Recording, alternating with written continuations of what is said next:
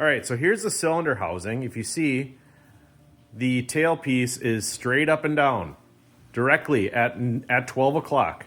If you look at the pins inside there, they're at a slight angle, an offset, right? Just like this is. Just like this is. So, when this is straight up and down, this gets inserted right in here, just like so. And it fits in there just perfectly with that straight up and down at 12 o'clock.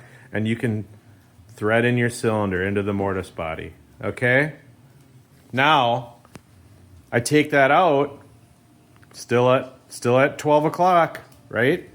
Here's the other side, also at an offset. Goes in here, inserts.